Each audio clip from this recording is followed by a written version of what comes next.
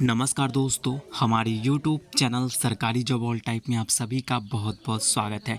दोस्तों, एक और बहुत अच्छी वैकेंसी हम आप सभी के लिए लेकर के आ चुके हैं, जो कि ये वैकेंसी रहने वाली है दोस्तों दिल्ली में। ठीक है, तो दोस्तों आप भारत के किसी भी कोने से आते हैं तो इस फॉर्म को आप भर सकते हैं। अगर आप सिर्फ और सिर्फ 10th पास हैं तो भी इस फॉर्म को भर सकते हैं। ठीक है, तो देखते हैं हम आगे कौन कौन सी पोस्ट निकल के आई हैं, क्वालिफ़िकेशन क्या मांगा गया है और किस तरीक़ा से आपको अप्लाई करना है, किस तरीक़ा से आपका सिलेक्शन रहने वाला है।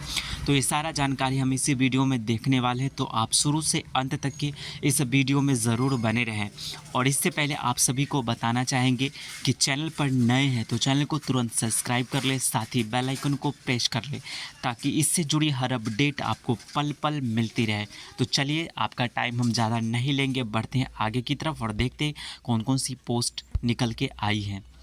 तो सबसे पहले हम आपको बता दें कि ये जो वैकेंसी निकल के आ चुके हैं वो ICSIL की तरफ से, ठीक है, यहाँ पर देख रहे हैं कि intelligent communication system India limited की तरफ से वैकेंसी निकल के आई हैं, जो कि आपको बता देते हैं कि बहुत सारे लोग हैं जो कि इस कंपनी को अच्छी तरीक़ा से जानते होंगे। ठीक है, और जो लोग नहीं जानते हैं उनको हम ये बता दे रहे हैं कि ये जो कंपनी है वो आउटसोर्स कंपनी है, जो कि मानव बल की उपलब्ध कराती है, मानव बल को उपलब्ध कराता है डिपार्टमेंट को। जिस तरीक़ा से बिहार में बेल्ट्रॉन है, उसी तरीक़ा से वो दिल्ली डिपार्टमेंट की ये जो कंपनी है आउटसोर्स कंपनी वो है।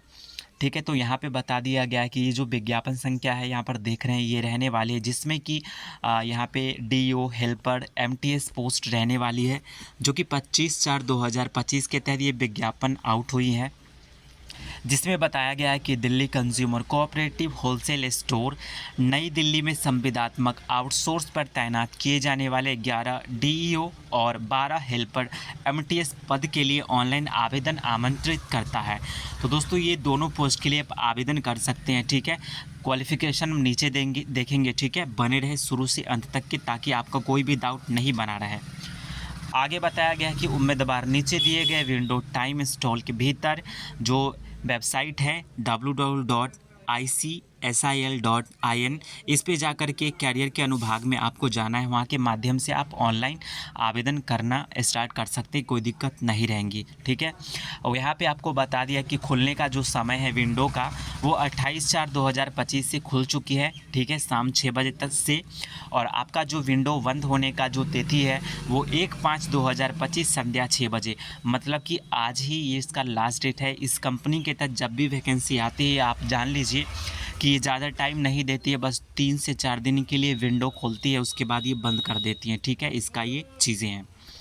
इसके बाद आपको बता दिया जाता है कि ध्यान दें कि उम्मीदवार किसी भी नौकरी के लिए ICL जो कि वेबसाइट के माध्यम से एक बार पंजीकरण शुल्क रुपये जमा करने के बाद ही आवेदन कर सकते हैं, जो कि 590 रुपया, जो कि नॉन रिफंडेबल।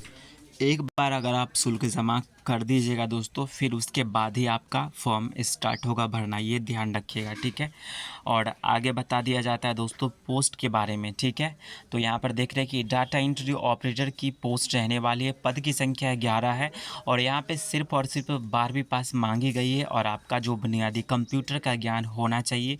ठीक है, और आयु सीमा की बातचीत करें तो 40 वर्ष आयु सीमा रखी गई है। ठीक है, और आपका जो भी वेतन होगा, जो मानदेय होगा, वो आपको भुगतान किया जाएगा 18,456 रुपये। ठीक है, तो ये चीज़ें रहने वाली है। ठीक है, और MTS और डाटा एंट्री ऑपरेटर दोनों का एक ही है। ठीक है, यहाँ पर देख रहे हैं कि हेल्पर MTS की पोस्ट है, जो कि पदों की संख्या 12 रखी गई है और 8वीं पास यहाँ पे मांगी गई है। ठीक है, 8वीं का सर्टिफिकेट नहीं है, 10वीं का है तो भी फॉर्म भर सकते हैं, कोई दिक्कत नहीं रहेंगी।